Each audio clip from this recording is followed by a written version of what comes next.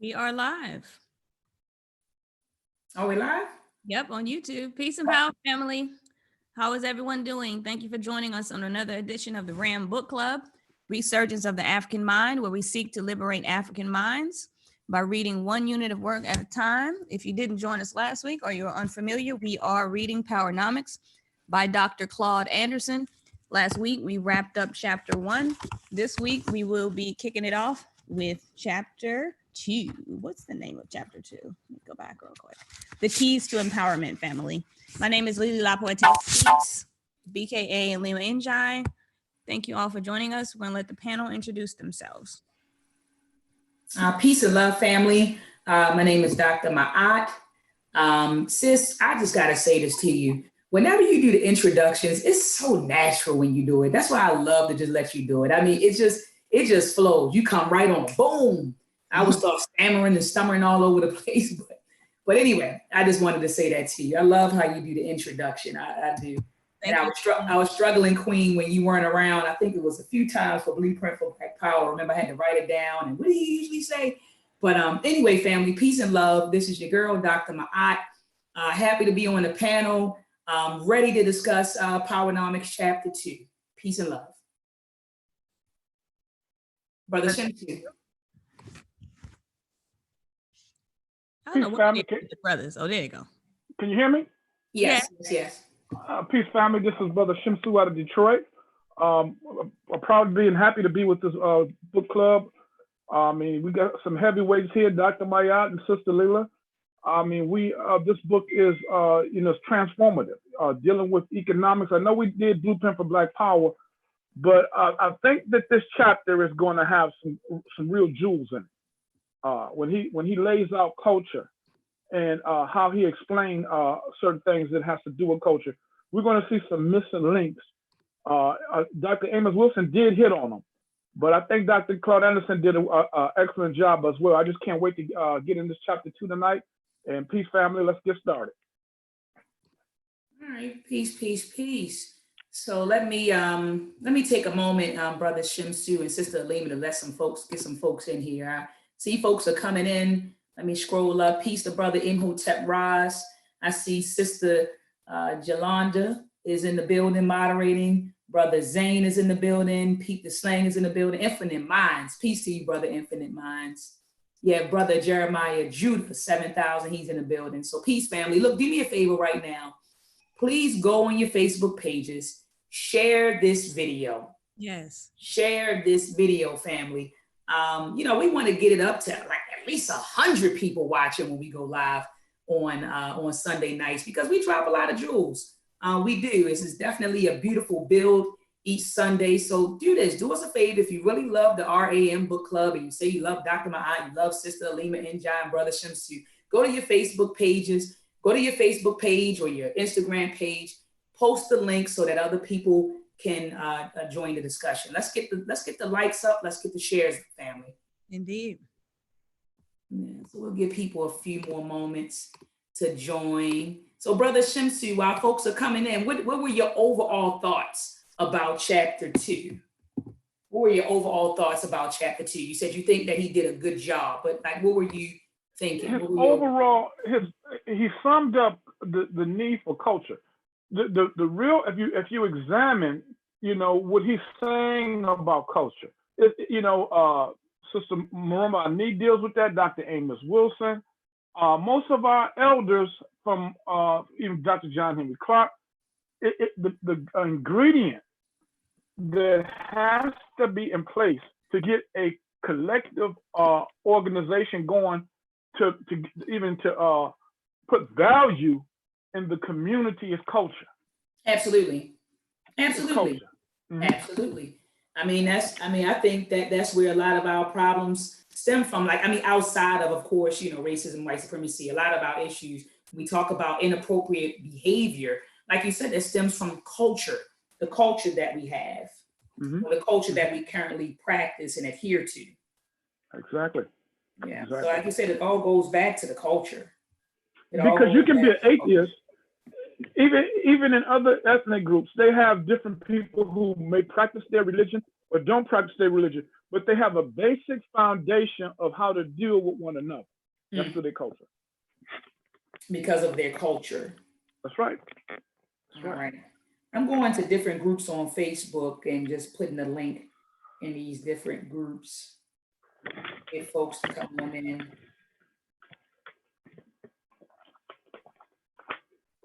And you said Sister Nana Marimba and me. You said she talks about the same thing in her book, the Yoruba. That's the very basis of, she uses the term asili. Asili. She says that's she says that's the seed in which you get your sense of value and your sense of culture right out of the asili. That's the very heart and core of you as a culture. And she uses the term asili. Absolutely. So how do we get our culture? You know, and I think that Dr. Kobe Cambon did a wonderful job explaining that in his book, The African Personality in America. He talked about where does culture derive from? Mm-hmm. And he tells us that culture derives from one's worldview. And your worldview comes from your cosmology, and your cosmology comes from your environment. So you have an environment, out of your environment comes your cosmology, out of your cosmology comes your worldview, and out of your worldview comes your culture. Mm-hmm. You know, and so that's where culture comes from. Absolutely. And so I guess to kick it off, panel, let's define what culture is. And I think Dr. Claud Anderson, that may be the first sentence or two in chapter 2. Chapter 2 starts on page 31.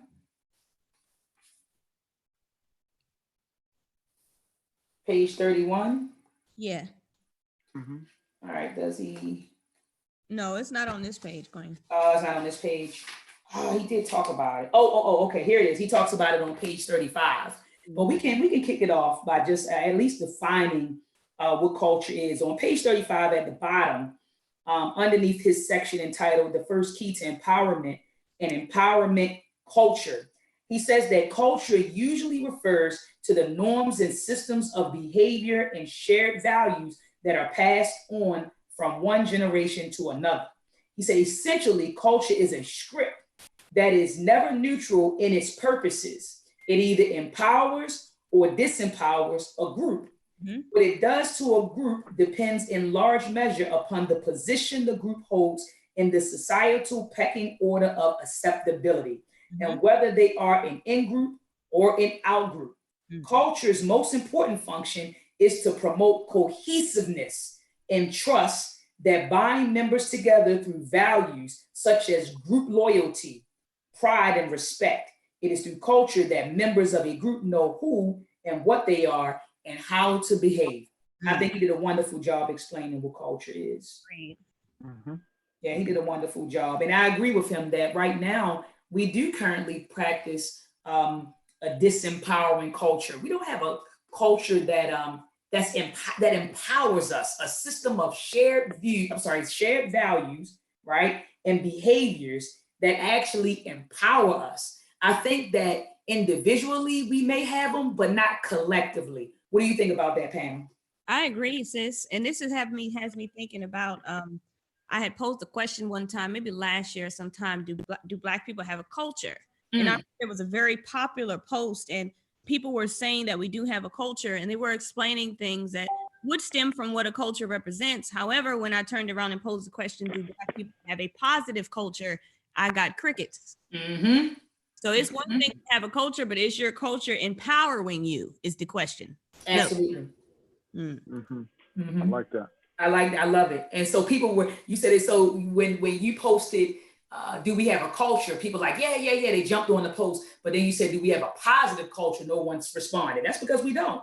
No response. Yeah, we don't have a positive culture. I mean, even when we think about the music, I was debating Brother Uncle on whether or not Black people had a culture. And he said, hip hop is our culture. The rap music is our culture. And I said, Brother Uncle. No. I said, do you hear the stuff that they're talking about in mainstream? And I'm not talking about the conscious, because there are some conscious artists, My son Harvey brought that to my attention. There are some conscious hip hop artists like Rhapsody. I love her album Eve. I think she did a wonderful job. So you have a few conscious rappers out there, but for the most part, when I'm listening to this mainstream stuff, the stuff that they promote is really a death culture that they promote: sex, money, drugs, murder. Sex, money, drugs, murder. And I'm saying this is a disempowering culture. So are you really proud of this? It's not like the hip hop, Sister Alima, when we were coming up, that hip hop where they would wear the red, black, and green. They talked about, I'm thinking about Public Enemy days, De La Soul, Tribe Called Quest.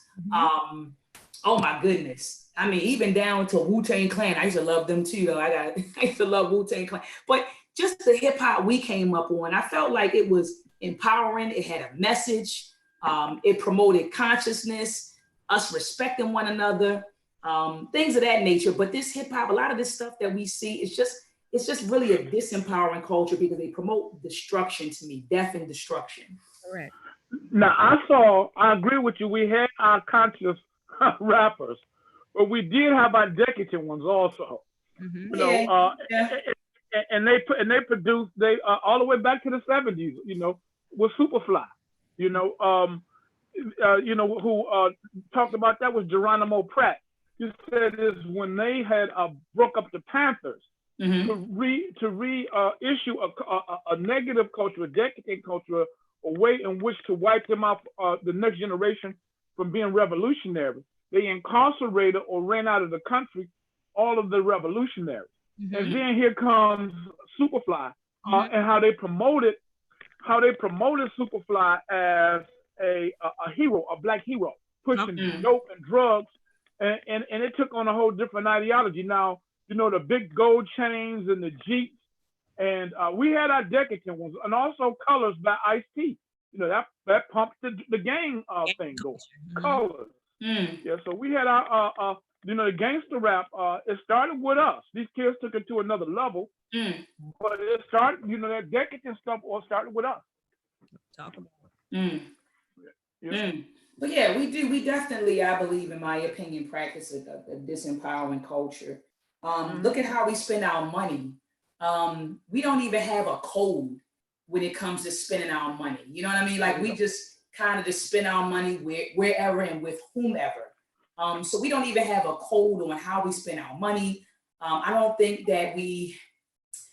that back in the day, there was a code in the Black community. It was certain things that Black folks just didn't do. But I don't think that anymore. It's back in the day when certain crimes were committed and it would hit the news, if they didn't show the person, we already knew, like, okay, a Black person, that's right.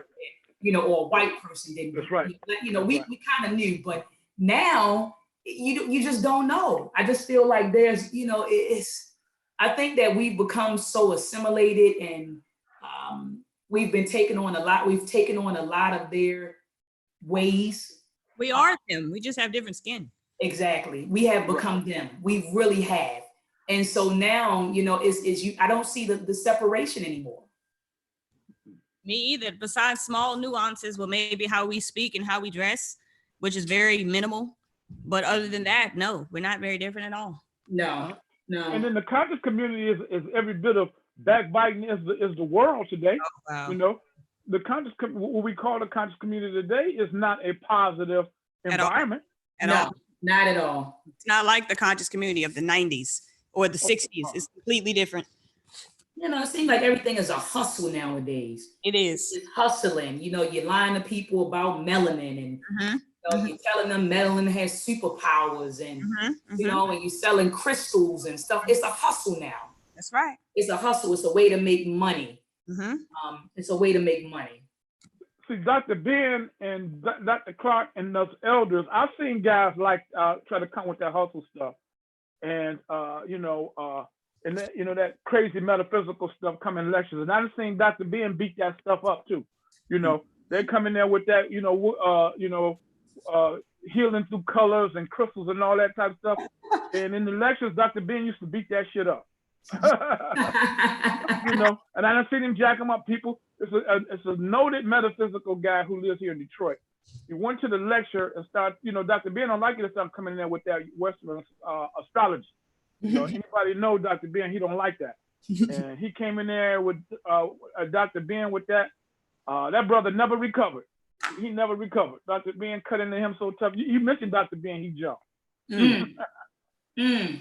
Yeah, Dr. Ben don't like that metaphysics. You don't come with that crystals and that astrology, Western astrology stuff. He didn't like that.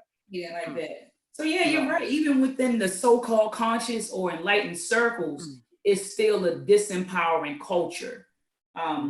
Absolutely. So I agree with Dr. Claud Anderson, even like you said, the elders and the ancestors that, that having an empowerment culture is a key to our empowerment. That's the foundation of a people, their culture. And so Dr. Claud Anderson actually kicks the chapter off with talking about how we're in the predicament that we're in because we're operating with distorted perspectives. And so I thought that was important. He was saying that, our experiences give us our point of view.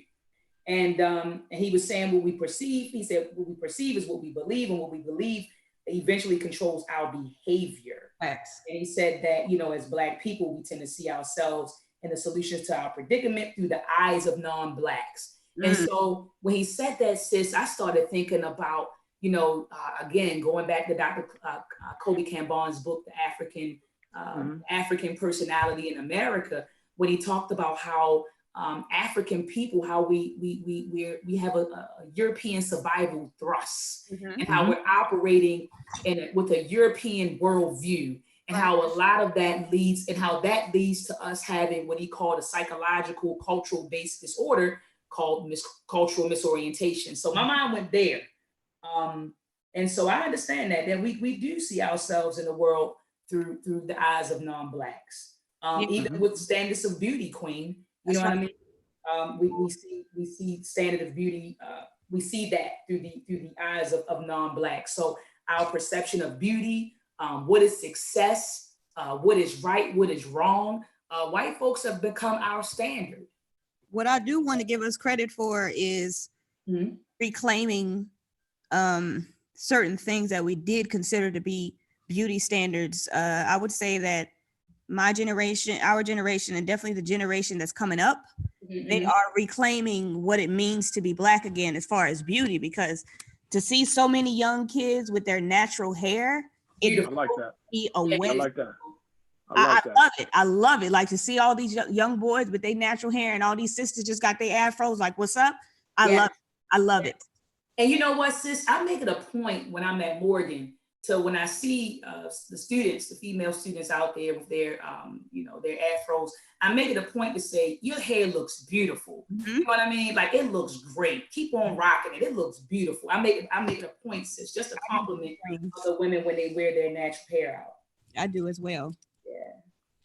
I gotta pay more attention. I'm not seeing a lot of that. Maybe I'm in the wrong environment. Possibly. I probably am in the wrong environment. I see a lot of weeds. Also depend on where you are, but maybe because I'm in Atlanta and there's people, you know what I mean? So I get to see a wide variety of those who are still stuck on the white beauty standards, but for the most part, most of them have like let that stuff go. Wow. I know it's the area that I'm in, because a lot of the women here still busting that weave out. There's still a lot of that weave. Yeah, but I'll definitely pay more attention. Yeah, then on the continent, I'm thinking about Nigeria specifically. I know they're going through it over there with the bleaching creams and the bleaching baths that they have going on. Wow. Colorism is, I thought it was bad over here, but I heard it's very prevalent in places like Nigeria.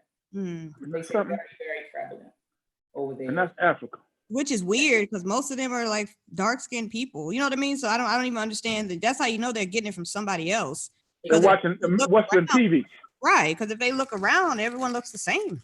Exactly. Yeah, but they importing that Western TV. You know it. Oh yeah, definitely. So he talked about have us operating with like distorted perspectives, and then he gets into promoting the idea that we need to adopt out of box thinking. I agree 100% with that. He was saying that, how the definition of insanity is when you keep doing the same thing over and over and over again, and you expect different results. And so he's saying if we want to get out of the predicament that we're in, we got to do some out of the box thinking. He said that if we want different results or an improved lifestyle, we have to see, think, and act differently, and that our national empowerment plan must be based on a new collective out of the box thinking. So that whole idea of social integration, it's not working. It hasn't worked. And so what do? We got to change our ideology. We got to change the way we think. We got to change the way we move. Panel, do you want to add to that? No, I agree with that completely, Queen. It sums it up well. He was Yeah. a little example that he gave of connecting the dots. And he was saying that it's easy to connect the dots, said that they had to connect the dots without like removing their pencil from the paper. And he was saying how many people would find that hard to do, but that's because they can't think outside the box. They can't think of another way of doing it. Like, so I thought that was a good example that it's not just one way to do something. Absolutely. Absolutely. And since I thought about how with Black folks, and I do see that Black people are starting to become more and more politically conscious. But before it was kind of like if you were Black, you were supposed to be Democrat, and we were supposed to vote, for any political candidate that was a Democrat, right? And I see now more and more Black folks are saying, wait a minute, I think that we should be asking for tangibles. I think that we should be voting based on our collective self-interest instead of a party. So I think that we're starting to get to the, to the point where we are thinking outside of the box versus what we were initially doing. But yeah, I thought about that, how we would vote Democrat and stuff like that, and how that didn't do much for Black people. Social integration, it didn't do much for Black people. And so we definitely got to change the way we think and change the way we move. He also talks about following the majority. And he said that the majority society's needs and interests cannot be placed above those of the Black minority. So basically putting ourselves first. Putting ourselves first, following our own game plan, and just operating in our own self-interest. So he talks about that. And sis, I love how I love his analogy, and I'm on page 34, the second paragraph, where he talks about like the sled team of dogs. And he's saying that the lead dog determines the direction, and the hind dogs only follow. They never see the vision. So what we need to do as Black folk is become the actual lead dog, where we determine, where we create the vision and we determine, our direction.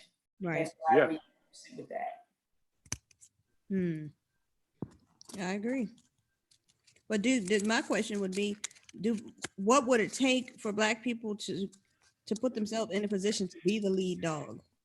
Because that seems to be the question. That seems to be the problem that we have. Like, a lot of us have leadership abilities, but when we're talking about Black people as a whole, how would we get to that point? Because at first it would be like trying to delegate, like basically setting up a nation, like we were talking about last week. How would we get to that point of these things that are suggested is always my question.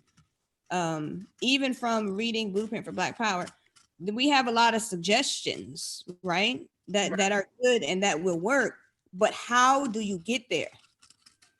How do you get 44 million people who are not connected besides anything but race, get them to work on as one accord? How do you do that? And you know what I think, sis? I think that would, so essentially what you're saying is you're talking about how do you cultivate a group consciousness. Correct. And I think that begins with education, because with education you push certain ideas, right? And so I think it would come from establishing our own educational institutions and pushing that ideology in those institutions. You know what I mean? Like you said, it can't just be. It would have to be. I think education would be definitely a key factor. I'm not saying the only factor, but I think that education would definitely be a key factor, because that's where you're molding and shaping the minds of the people. So I think we would definitely have to, a certain ideology would have to be pushed in the education system, also in the media. I'm thinking any institution that shapes and conditions the minds of the people, we would have to control and promote that idea. You get what I'm saying? We would have to use those institutions to cultivate a group consciousness. So any institution that deals with the conditioning and shaping of one's mind.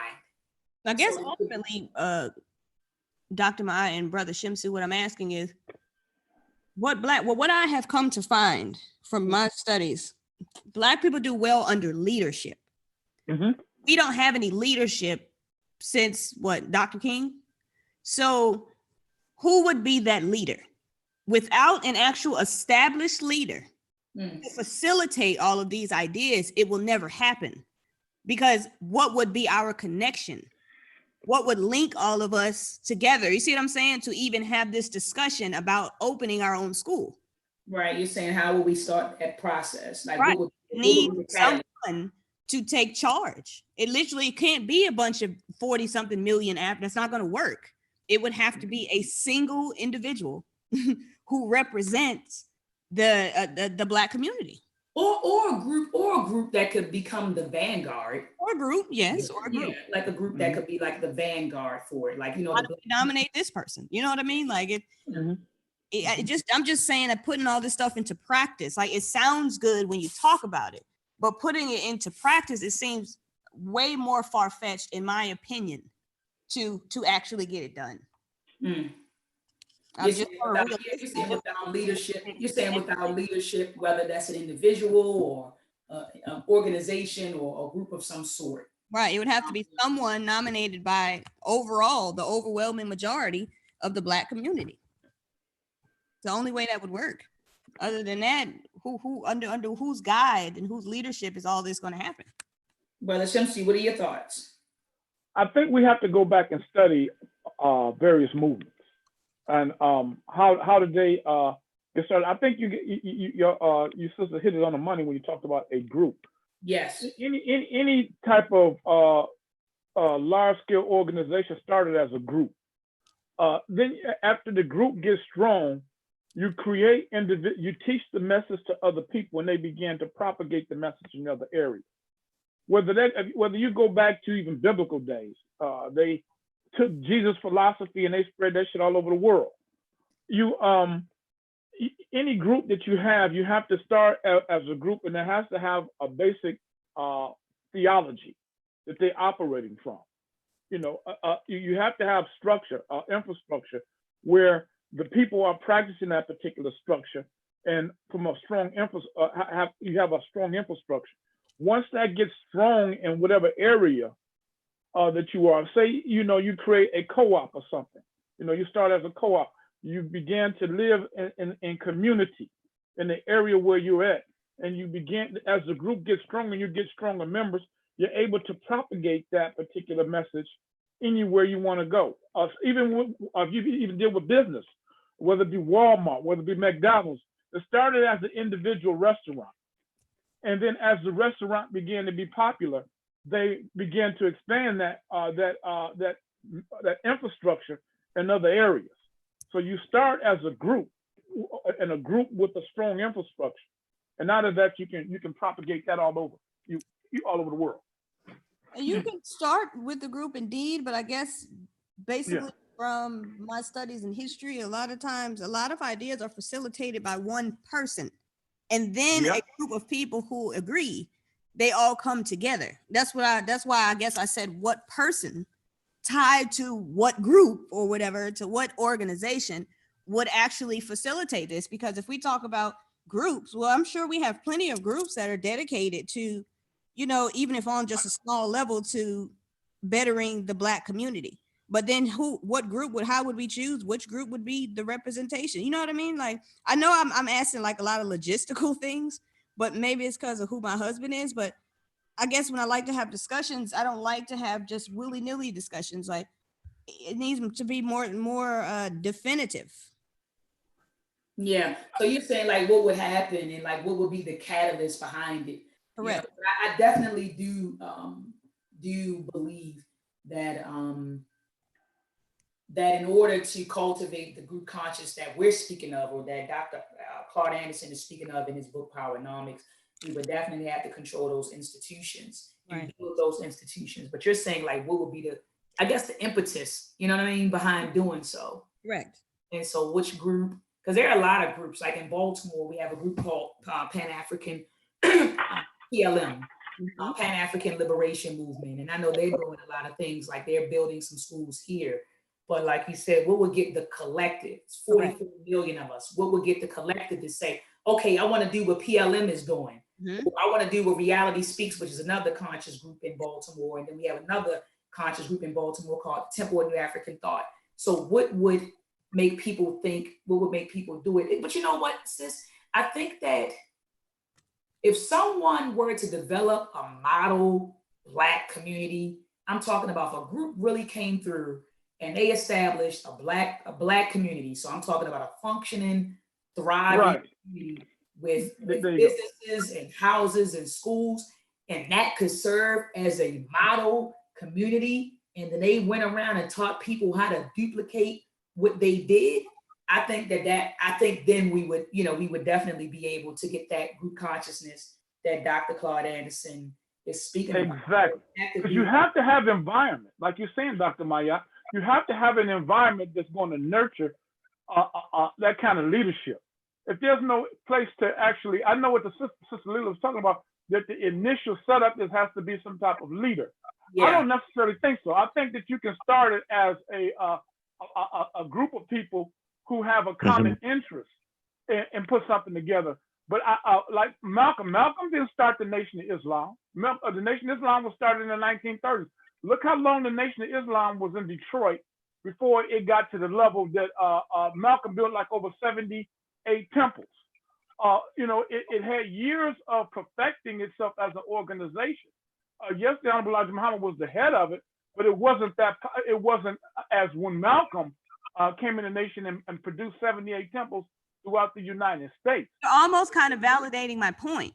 So they were already around and popping. I mean, they were doing what they were doing. However, they didn't. They had community. They had community in Detroit. Malcolm. That's when they really, really like took off. Like everyone knew who they were. However, they didn't become international. No, until Malcolm X. Yeah, exactly. But for a long time, it was just a community here in Detroit. They embraced their form of Islam, and they functioned. They had their own community. They had their own stores, and they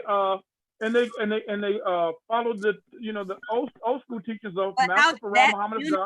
Benefit the Blacks as a whole. You're not going to get everybody. You're not going to get everybody in the community. You're not going to get the whole Black community. That particular community, but what Dr. Claud is talking about, Black people as a whole. And in my mind, the only way to facilitate what it is y'all are talking about is it would have to be through someone who's well known by most Black people. Some little town that's building in, say, Pennsylvania, and they have like a whole bunch of Black people that live in there, they're not going to get as much notoriety. But what I'm saying, say for instance, Jay-Z decided to start his own community and he bought like 50 houses and a bunch of Black people were living there. Then I could see a shit ton of Black people jumping on board and wanting to be a part of it because of who he is. Right. Yeah. That's all I'm saying. Black people like leadership that they recognize. Malcolm X became a recognizable figure. That's why he was able to make so much change. I think that in order for something like this to be done, it has to be done by someone who's well known by the 44 million. But Malcolm, a vast amount of people, we're not going to get to 44 million. We can get enough people in a community that can impact the Black community.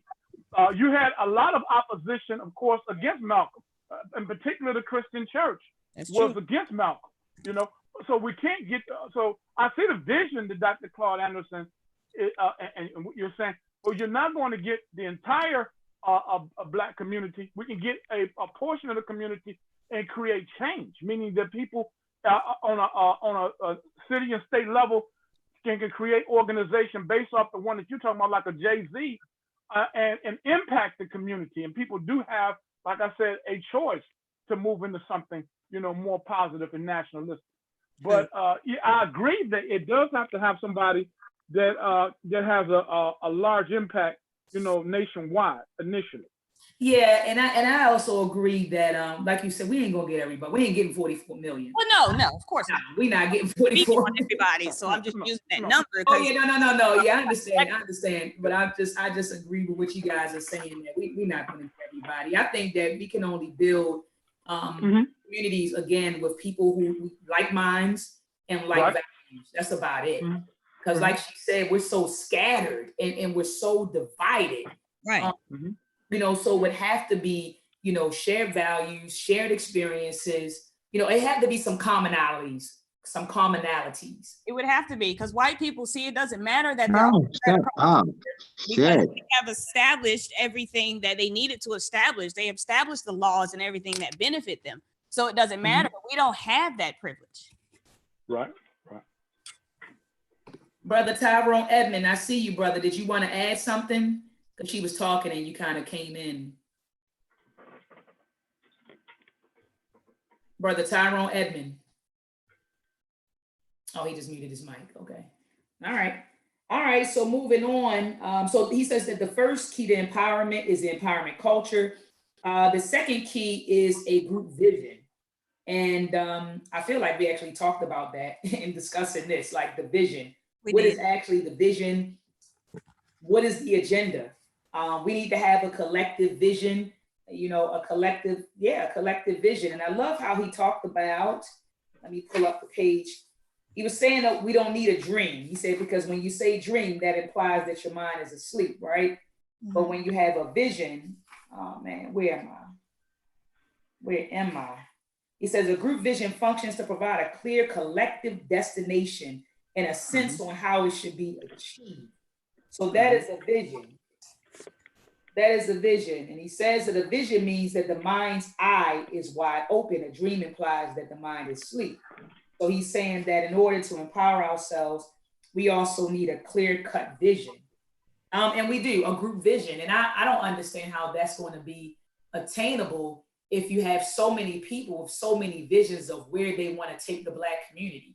It's like we're all over the place when it comes to having a vision. We don't have a collective vision. You got some people who are saying we need reparations. Some folks are saying forget reparations. Let's just leave. Let's go back to Africa. Let's build our own stuff over there. We don't need it. It's kind of like we're all over the place. Exactly. Yeah. What is it about that? Because Black people like the idea of Black nationalism philosophically. But when it comes down to the real work of what we're talking about here on the panel today, you're going to get a few people that'll do that kind of work. Grassroots. We like to articulate Garvey, and we like to articulate many of the Black Power concepts. But when it really gets down to, the real work, of building community, how many Black people you think is going to hang in there?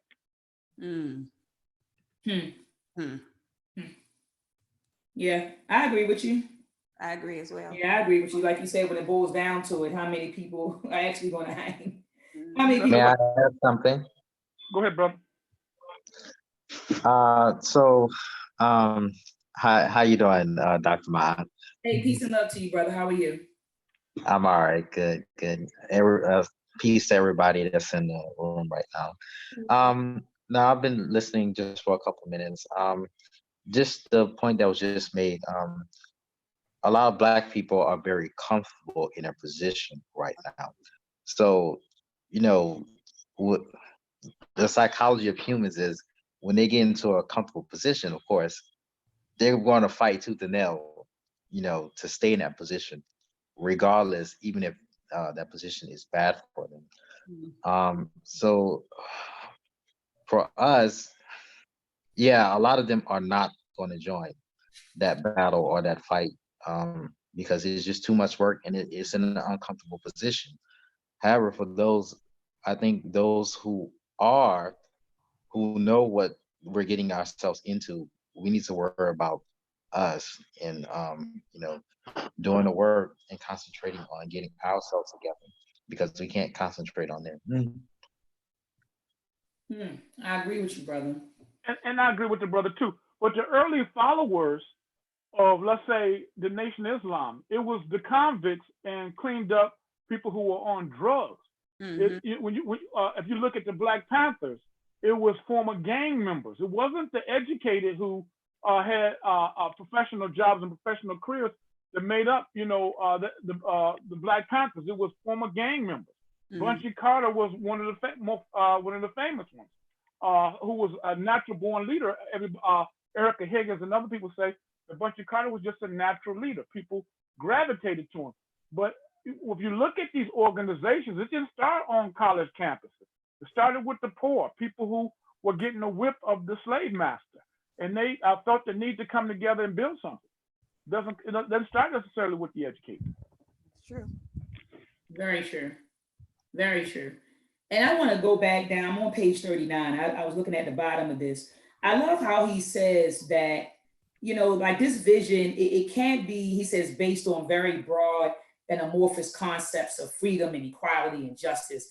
He's saying, look, we need, he said, practical, tangible, and measurable racial goals and supportive activities that bear directly on resolving our wealth inequality and inappropriate behavior patterns. And I agree with him. And when he wrote this down, well, when I read these statements, I thought about how when Dr. King, and his organizations fought for, integration. We want to integrate. We want to integrate. We want to be equal. But what does that mean? You get what I'm saying? For Black folks, that meant just being able to go where white folks go and being able, I don't know, what does that mean? And I just don't think that, I think that we wanted to be treated like human beings, check. And we wanted to be treated as human beings, one, and we wanted to be equal to white folks. But I think later on, Martin Luther King realized that, okay, they're going to have to redistribute the wealth and the power.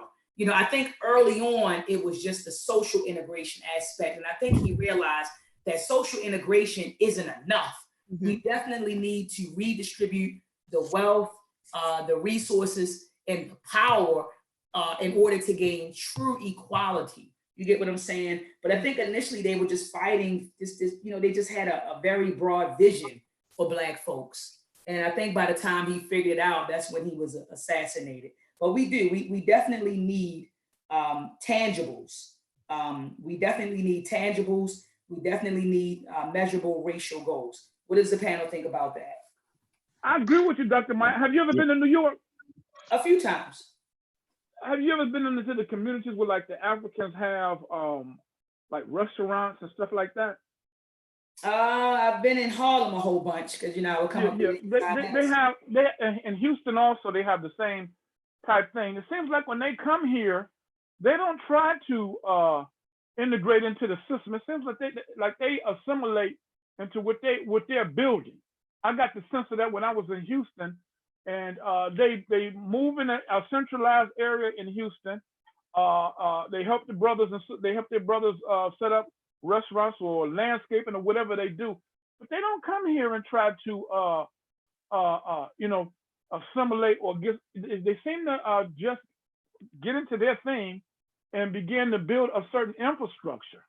And they do that consistently. I've seen that in Houston, and I've seen it. They also have it here. They have a few of them here in Detroit, but the big community I've seen of Nigerians is in Houston. They don't come here necessarily looking for jobs. They build their own infrastructure.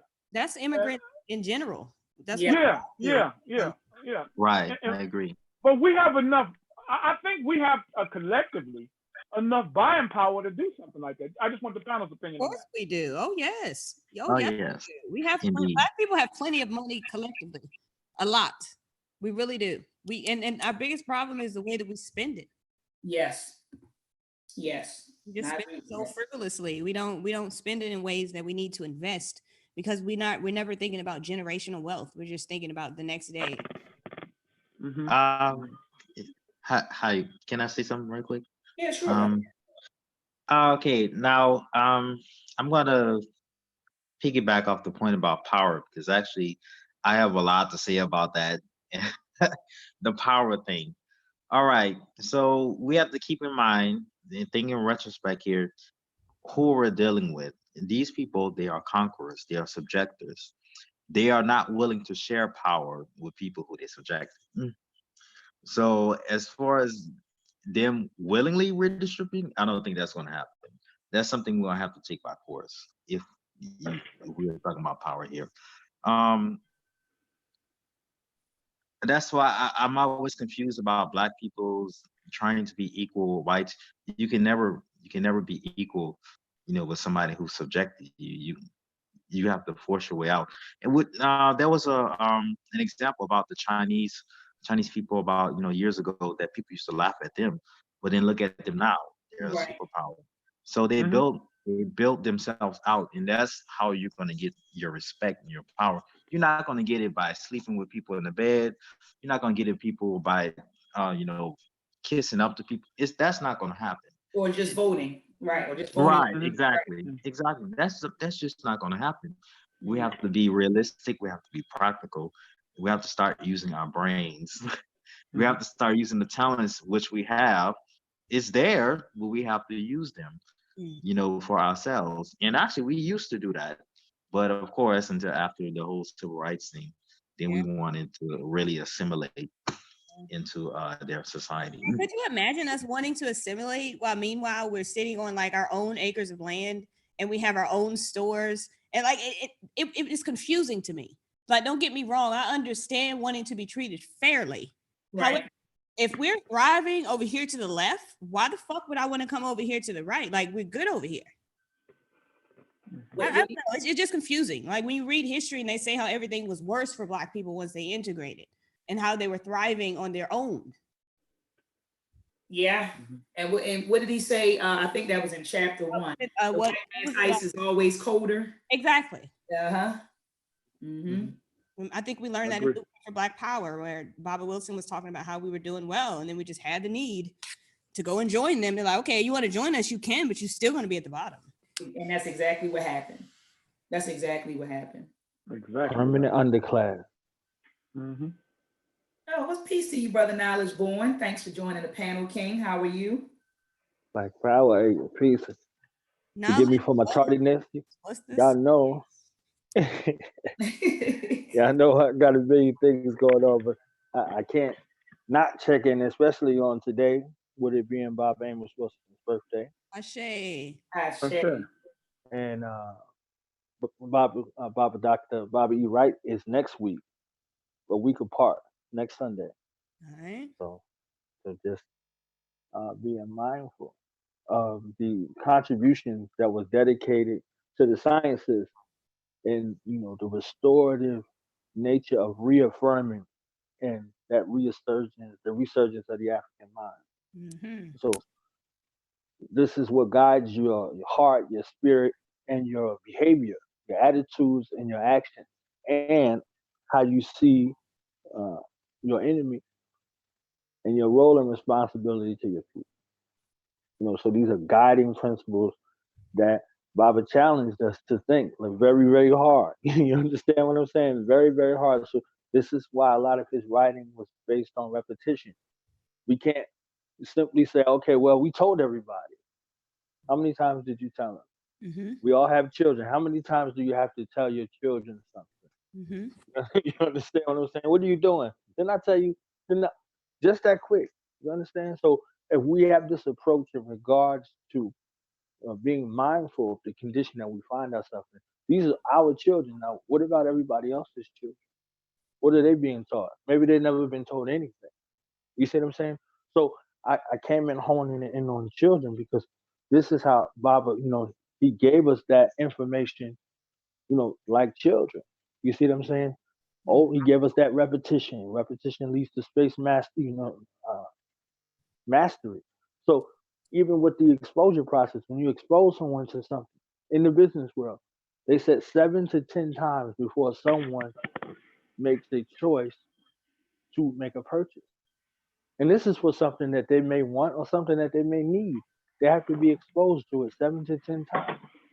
So this, program that we're laying out, it's a psychological program, and they understand that. This is why the TV doesn't go off. This is why they have folks addicted to social media and things like that, because they're running that same program on repeat. Like sometimes we say they running the same play on repeat, on repeat, on Brother repeat. Knowledge Born, Yes, you finished, King? because they have.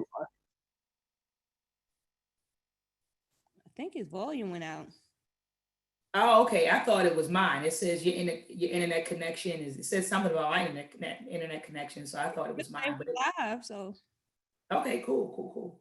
All right, so something probably is going on with Brother Knowledge Born, but You here guys we. hear me? Yeah, oh, we can there he hear is. you now. Ooh, y'all know. Nah, that's why I don't be trying to talk long. You understand what I'm saying? I don't be trying to talk long. Your But brother that, Knowledge Born related to Langston Hughes. He needed to do his ancestry. You say, yeah, I think so too. Very eloquent, brother. Very girl. Yeah, very eloquent speaker. But moving right ahead, I'm at the bottom of page 41. Dr. Claud Anderson says that we need a timetable, that the group vision should set a timetable. He also says that we need to stop focusing our time and resources on symbolism rather than substance. He goes on to talk about how we need to stop making the mistake of framing the issues as a minority issue rather than a Black issue. So we have to get away from using that word minority, because minority includes women, the disabled, gays, who else? Other ethnic groups. So he was saying that when we have an issue, we need to stop framing that issue as a minority issue and just call it a Black issue. And then he goes on to say that nobody wants to propose Black solutions for Black problems. Society is more comfortable recommending broad minority solutions for problems that are actually unique to Black people alone. And so when he said that, I thought about all of the Democratic candidates, Bernie, and even when Camilla was running. So Sister Alima, did you notice that everything was minority? They never said what they would do specifically for Black people.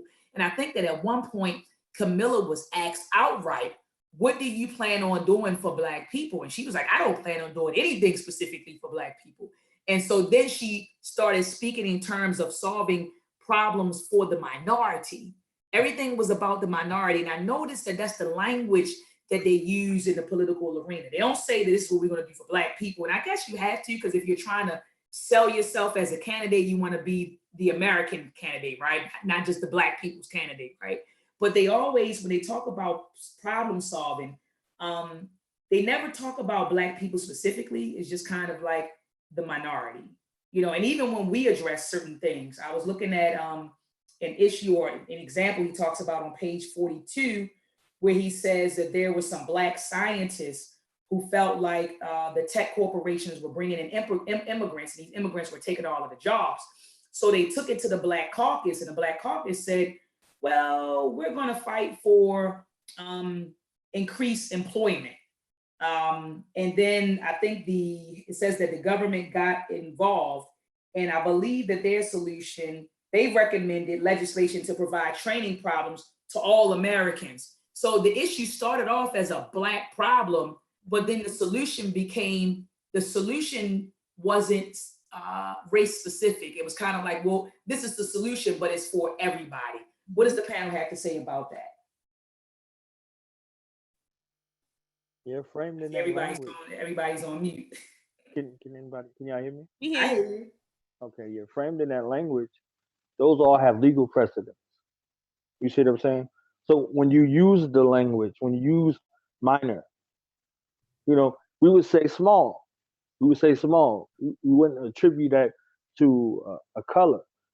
But when you say minor, that also implicates in law that you are unable to take care of your affairs. So now it puts you in a state relationship in regards to guardianship. So someone has to take care of your affairs for you. You see that? So like when you approach this situation for us, when they say minority, it means that we are unable to take care of our own affairs. We're unable to provide for ourselves. This is what the social welfare type government assistance type of frame model that is afforded to our mind with the Democratic Party. With the Republican Party, with us as a people, we own land, we own houses, we had our own businesses. So when you see the shift in thought in regards to how you are identified and how you're classified, it goes to show how you're treated in regards to the standing in law. You see what I'm saying? So this is the game that they play. When it comes to everybody else, it comes to a small representation within the population. They're tied to a nation, though. You see what I'm saying? So they can come over here and get minority business grants. There's not a place that doesn't have a chamber of commerce for their particular representation. You see what I'm saying? They're not devoid of that process. So this is all business language, and big business controls and funds politics. So you see how they're using this terminology to be a coverall. It helps you in business and it helps you in law. You see what I'm saying? And it helps you in politics because this is where all of your funding comes from. And this is where these agendas come in regards to having lobbyists and all of these things. So if we are not represented as a nation state, you see what I'm saying? If we don't have any body politic that's associated with us, we're there as someone like what they call useless eaters or something like that. Something that someone has to, guide by the hand. No different than if you have another mouth to feed in your house, because this is how they have you look at your own family. You see what I'm saying? It's another mouth to feed. That is crazy as all hell, but that's the mentality that comes along with, ascribing to these particular things. In essence, what you are saying is that Black people need some type of established nationality, some type of established nation state that represents us. Because without that, we are just lumped up and together with all the other groups. However, they do have their own form of nation state that they can turn to, but we do not. No, we don't. Yeah, we're capital. You understand? Like we're capital in that regard. Yeah, for everybody, for the world. Like we're a cash crop. That's a fact, though. We are. I think actually, under the guise of minority, then one group can't feel disenfranchised because you're part of the minority too, right? Right. And then did you notice that it's like people always say, like with Black folks, all the other minorities, and I'm thinking about like even the LBGT community, it's like we're discriminated against just like you guys. It's kind of like where you don't make that distinction. People just think that they could just relate to you because we're they're doing this to us too. We're so that's the Black experience. The sum total of the Black experience is trauma, pressure. Crazy. Crazy. Yeah, absolutely. And so the third key to empowerment is, he says, the paradigm of ethno-aggregation and vertical integration. Ethno-aggregation and vertical integration. So those are the last two keys of empowerment. So let's build on them. Ethno-aggregation, we're talking about aggregating ethnic resources. So pulling together our resources to do something. And so he's talking about he describes a paradigm. I'm going to look at the bottom of page 43. It says that paradigms are deeply held assumptions or values that operate like models or templates or patterns. They shape what we see in cultural and racial contexts. All right. So he's saying that we need to see and think in terms of ethnic aggregation. But when I thought about that, we would have to get rid of the disease of individualism in order for this to happen. Exactly. Because a lot of us have the mentality, I'm worried about me and mines, or I got mines, you have yours to get. I actually heard professors say that when I was matriculating through college. I got mines, you have yours to get. And so we would have to rid ourselves of that disease of individualism in order to start aggregating our ethnic resources. Go ahead, Brother Tyrone. You keep unmuting. It seems like you want to get in, King. Yeah, I believe how to mitigate or how to go about that is to focus on purpose. Because if you understand purpose, then you have a direction. And hopefully when people are focusing on that purpose, they're going the same direction, and they're focusing on what they need to do, what they have done, and how are they going to build themselves. Okay, so you say purpose. I'm saying get rid of individualism. Brother Shamsu, Sister Lima. I'm trying to think how I want to. I'm just like, what would make us pull all of our resources together? You know what I mean? Right. Like I'm trying to think what would be the the precipice. It comes back to what you said, sister. It's going to have to be somebody that they respect and that they respect the opinion of to come with that kind of message. I You hit hate it on the to money. say it, but I feel like that's just how it's gonna be because the way that we are, the closest thing that Black people feel like they have to leadership, unfortunately, is celebrities. Why did you Yeah, so that's disappointed in Oprah Winfrey and they're so disappointed when Jay-Z does this or when Beyonce does because they right. really seriously look to them to some type of leadership. The question is, does this person have to be an entertainer? I don't think so. I think it would just be someone Yeah. that a lot of Black Yeah. people respect. All right, great, because that seems to be like the thing. I don't want that. No, absolutely. Absolutely. Absolutely. Mm. But we Well, are. in addiction and abuse, you have to hit rock bottom. Yeah. You know, in those two situations, in the traumatic situations, you know, in regardless to personal health, safety, welfare, your family, whatever, if you are in one of those spaces, you don't see the detriment that you're truly in. You don't see the risk, any of that. You see what I'm saying? You're so traumatized in that abused state or that state of It's going to be addiction very difficult. that you don't have you didn't hit your rock bottom point. You see what I'm saying? So in order for us to be able to come together, I guess these public executions are not enough. Any of these things that we're seeing, that we're witnessing, that we're ingesting, you know, the videos aren't enough. No matter what it is, you have to come to a breaking point, some kind of rock bottom, in order for us to come out of the situation. For most of us, not for everybody, but for most of us, that kind of situation. You know, last week I was speaking about not living. You got a bunch of numb people walking around. You understand, like breathing, but like these the zombies. They talking about the The zombie Walking Dead. apocalypse. The zombie apocalypse. Like, yeah, look in the mirror. You see what I'm saying? Look around and see what's going on. You know, Dr. Maat, you had caught some flack. You said we really don't love our children. You see Oh, what I'm they saying? got upset with me. And They went Ooh. crazy. They went crazy. Well, look at the evidence. What else? Where do you need to look? You see what I'm saying? What else do you need to see? But you have to come to that point and understanding that cycle of addiction and abuse, where there's a breaking point, a rock bottom. You know, well, that's you got to gotta. stem from where Dr. Maat is talking about individualism, not to cut your wisdom, brother, because how could you have to be living in an individualistic way in order not to feel that we're at rock bottom. Right. Like the fuck, we've been at rock bottom. What more would it take? And I'm not trying to be funny, but what more would it take Right. for people to say that we're at rock bottom? Like, are you serious? You would have to be dead to go any further deeper. And we are at rock bottom. We're at the Out of bottom. here. We've been at rock bottom for decades. Yes, we're at the bottom. I look at some of these statistics on wealth and power. I say, oh my God. And it's just getting worse and worse and worse. And so Dr. Claud Anderson says it a lot in his lectures.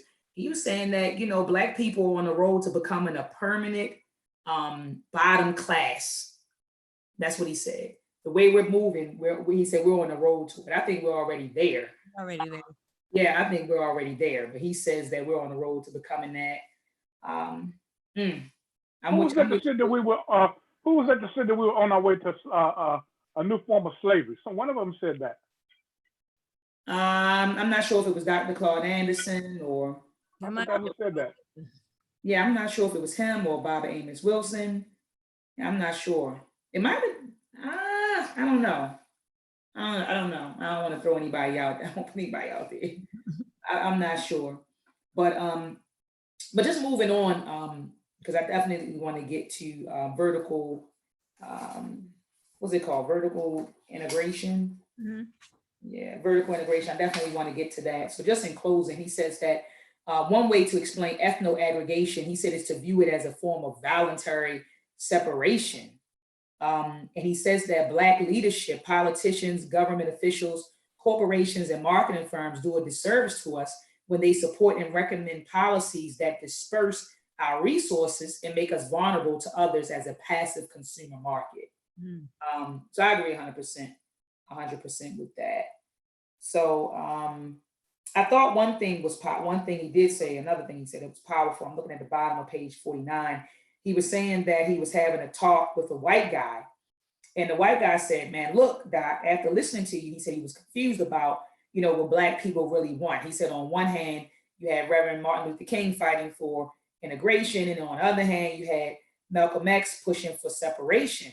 So the white dude asked Dr. Anderson, what do you guys really want? And he said, we want the rights, the same rights and privileges that every other group has.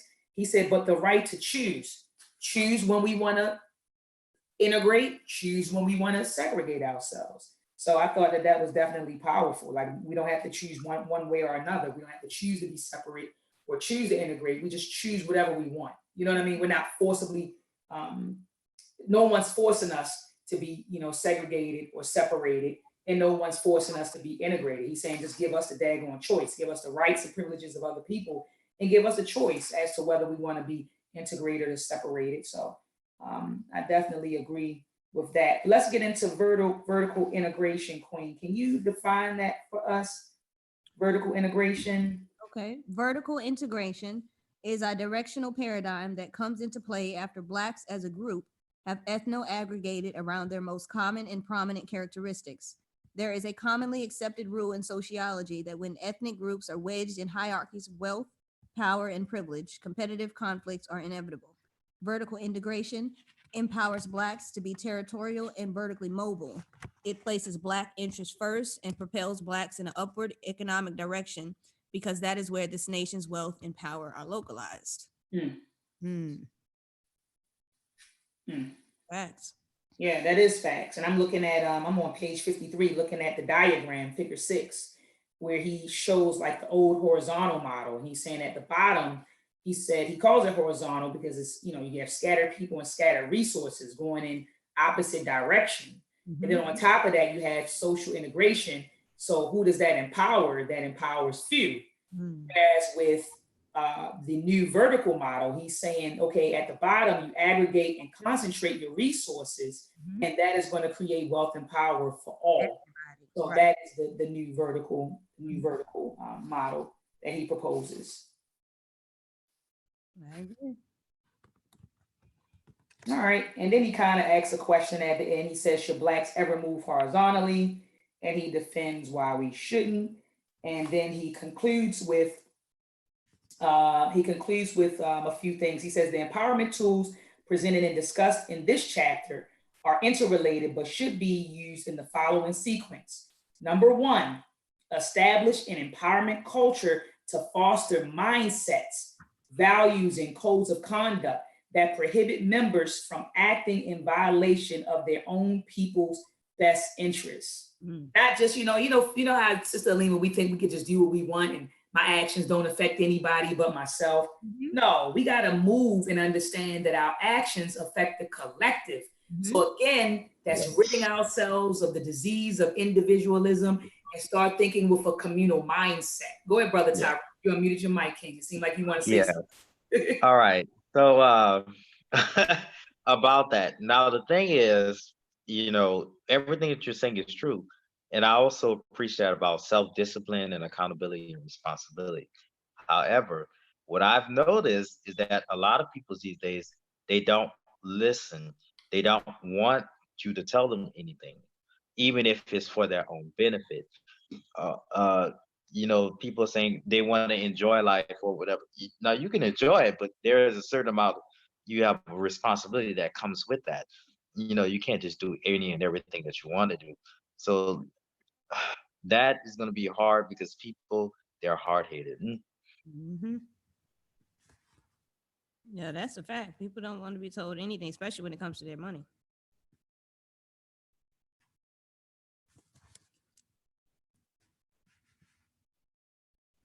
I was steady talking away and my mic was muted. Somebody is talking.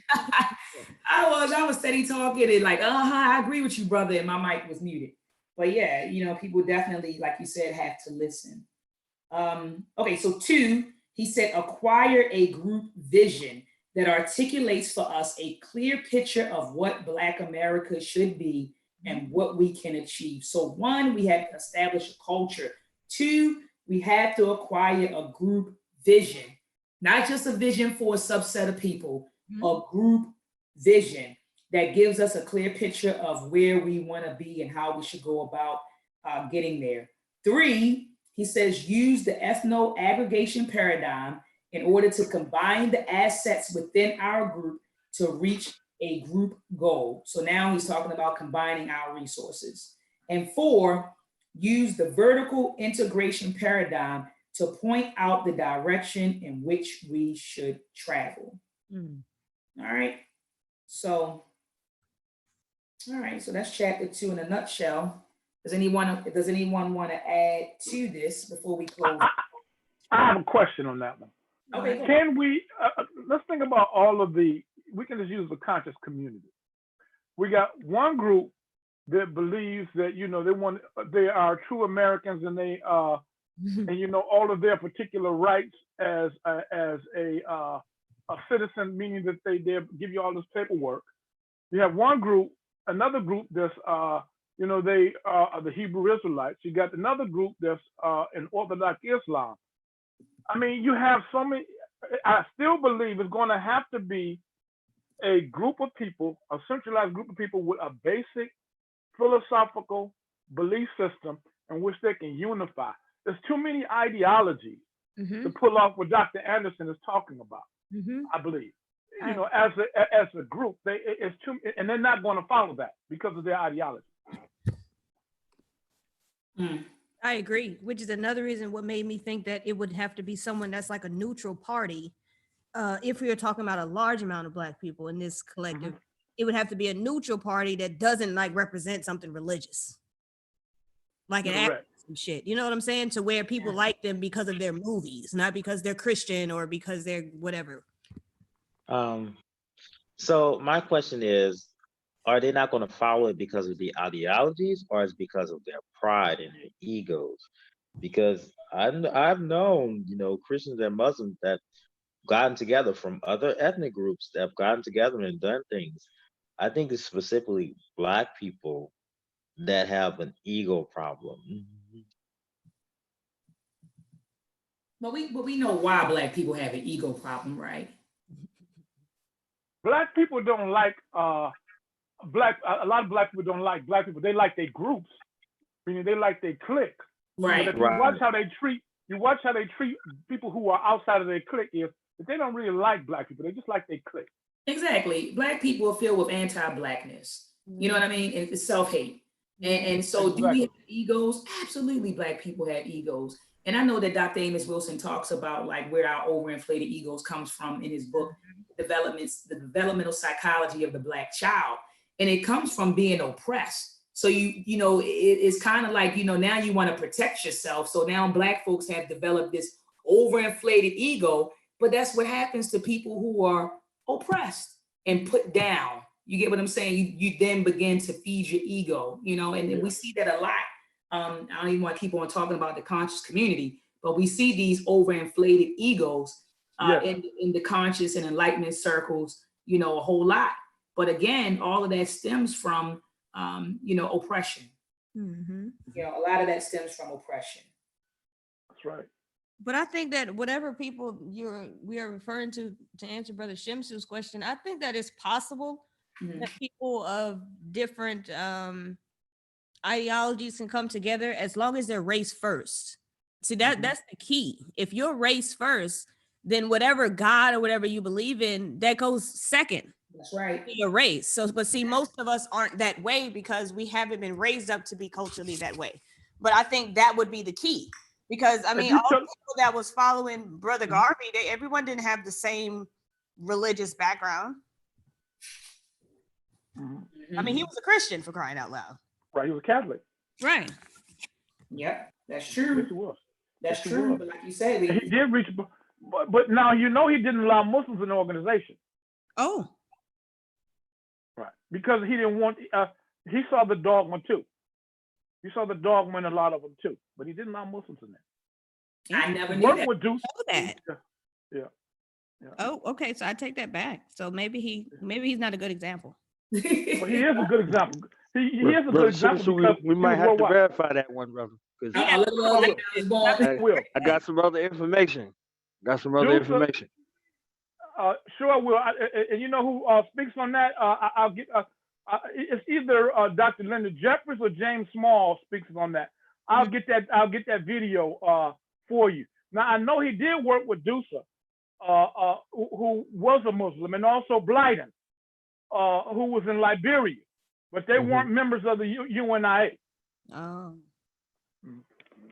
Mm. I would definitely like to see that video, brother.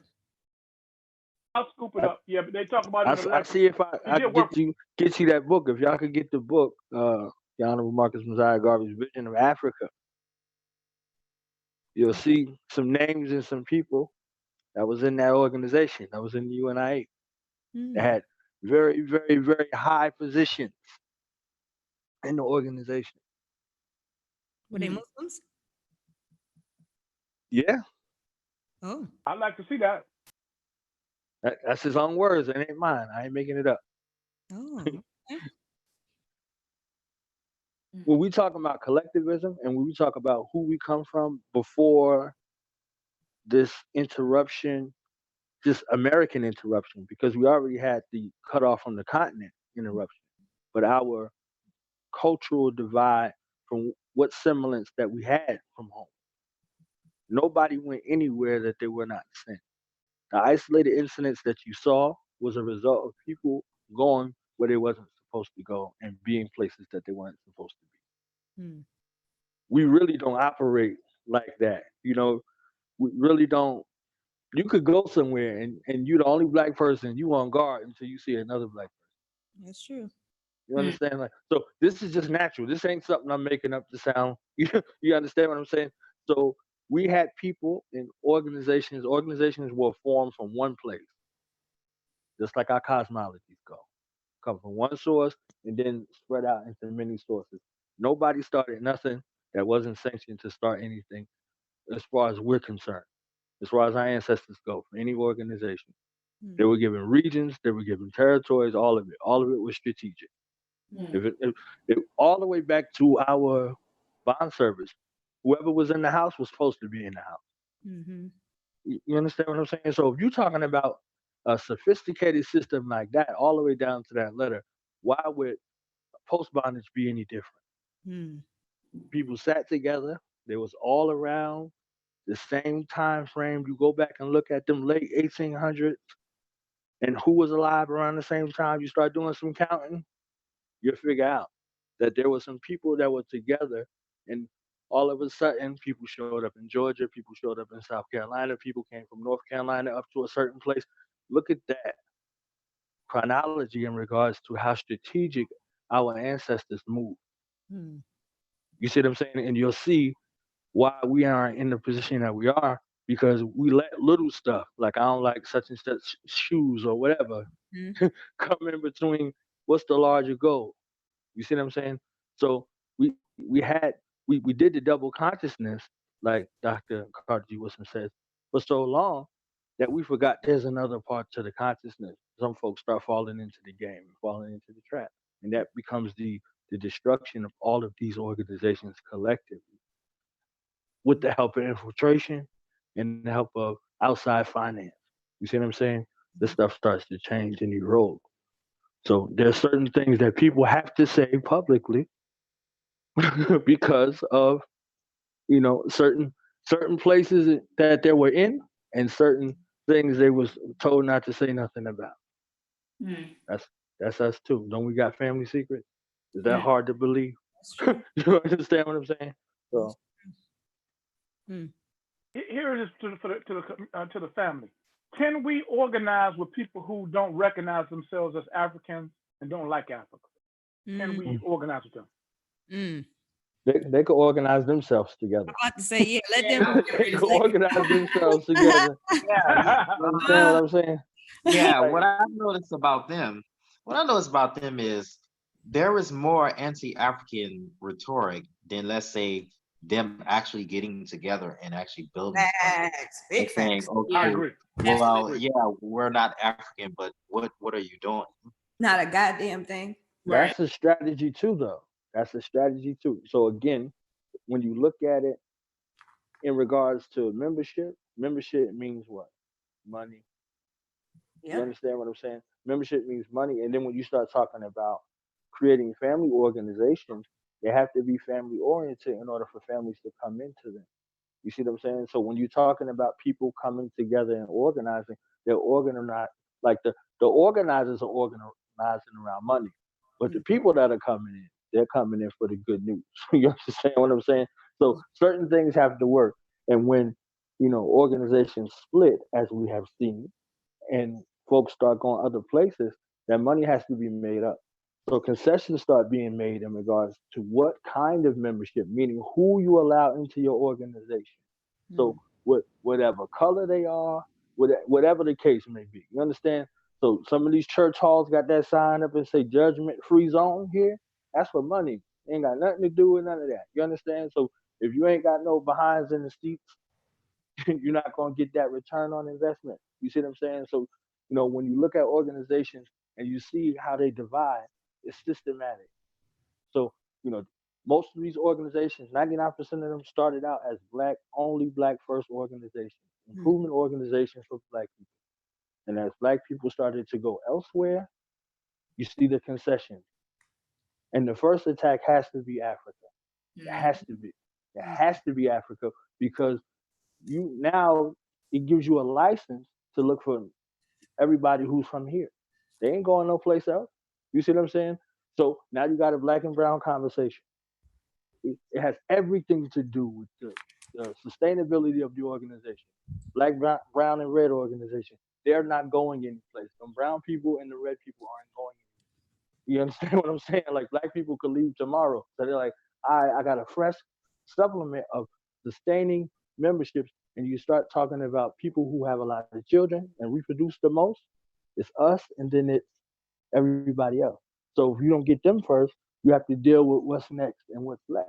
Well, So let me you pose start. a question because Brother Niall is going to talk for the next 25 minutes. I'm sorry. Okay, so I feel like we had talked about this before when we were reading the Blueprint for Black Power. This suggestion that's being proposed by Dr. Claud Anderson, do you think it would be easier to facilitate here in America, or if this group of people that were willing to try to make some type of change, would it be easier to do in Africa? Africa. Yeah, Africa. Oh dang. I'm not Uh, confident. okay. Ooh, hold up. Because this go ahead and elaborate on that. You said I'm not confident because we all like Africa. And he's like, I'm not too confident on that. Confident. The reason why I say that is because I think we have a tendency to romanticize Africa. And we Yep. have a tendency to view Africa the way it used to be. But the way that Africa is today, it's just as colonized there as it is here. Secondly, it's extremely hard to get citizenship in Africa, no matter what all these pretty little videos that are floating around are telling you. Because you say, they say Ghana is welcoming Americans. Okay, yeah. But Ghana is not going to give you citizenship if you don't have anything to offer Ghana. Right. That's how immigration works. Right. Why do you think they have they don't want a lot of people here in America? They only want select people here that they feel are going to make the country better. So I don't think we would actually have a better shot in Africa. I think it would be even harder. Here's a proposal to you, sister. What if we bought land and we came there? Because see, I believe in preparation first. Of course. If we had a cadre that we trained, say in agriculture,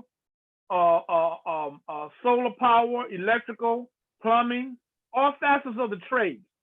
If we trained and created a cadre, and so we prepared ourselves before we left, could that work? I think that we would definitely have more to offer, and I think that could work. But at the same time, if we spend all that time developing that, why wouldn't we just build it here? Because of the we have a history of building institutions here and they're being destroyed, and the overt and covert racism True. that Black people suffer here when we empower. We can even create something that's talking about Pan-Africanism and talking about collectivism. Any Black organization that was pro-Black has always been infiltrated by the FBI, the CIA. Now, that doesn't mean that they won't do it in Africa, because, of course, they destroyed Kwame Nkrumah, Patrice Lumumba. All of the various leaders in Africa was infiltrated by the CIA. I'm aware of that.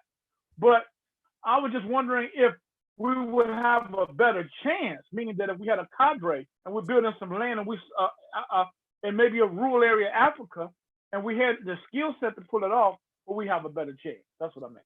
I think if we had spent, like you said, developed the time and built some relationships with we have to build relationships with with politicians in Africa. Yes. So you have to build relationships with the government. You know what I mean? So if we could get those relationships established, then most definitely we would have a better shot. But I would say without the establishment of those relationships, we would be no different here or there.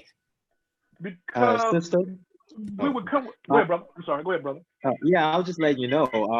I actually know people down there right now that are actually doing, actual things, actively in the government. So Right. as far as the connection to Ghana or any other African country, if that's what you want, I can talk to those people and we can actually get them, maybe one or two of them on the panel or something. Oh, shoot.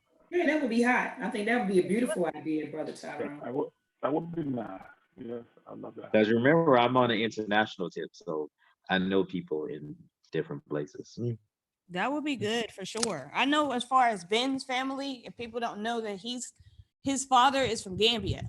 So his direct link is right there. We've met a lot of his family while we were there in Senegal. So as far as Gambia, we'll be establishing some citizenship there. So that could be, a place possibly where we could do some things because his family, they're from there. Mm-hmm. Oh, just a little plug. Actually, since you just mentioned Senegal, there's a dude called RJ Mahdi who's having like a African conference down there in a couple months. And actually, I'm going to go down there and join What's the name him of for that conference. RJ Mahdi. Can you spell it? RJMAHDI. MAHDI. I'm gonna look him up. Yes, he has a YouTube channel as well, and he's also on Facebook. But yeah, he knows a couple people like Diana Samir and like the African Superstar, which is also another big one. And like, yeah, he's getting a couple business together, and he's gonna have a whole bunch of business related conferences, like for a week down there. So I'm definitely gonna go down there and join. Y'all seen this Right of Return trend? Everybody went over there. A whole bunch of rappers and entertainers and stuff like that. They went over there and established some kind of roots in business. Everybody ain't playing. You understand what I'm saying? Everybody ain't playing. Everybody needs to get on that Akon tip. If you got the money and the privilege, like make it happen. Why not? Mm-hmm. All right. Well, we finished up part one, how winners and losers are predetermined. That part consisted of two chapters. Chapter one, racism, monopolies, and inappropriate behavior. Chapter two, the keys to empowerment. So next week, we're going to start part two, organizing for empowerment. We're going to kick it off with chapter three, building competitive communities. And chapter four, I look forward to this one, restructuring schools for group competitiveness. Yes. So yeah, I'm looking forward to reading part two. Sister Alima and I, we kind of chatted a little bit offline, and we both agreed that part one was very, very similar to Blueprint for Black Power. So we're looking forward to just, reading some new stuff.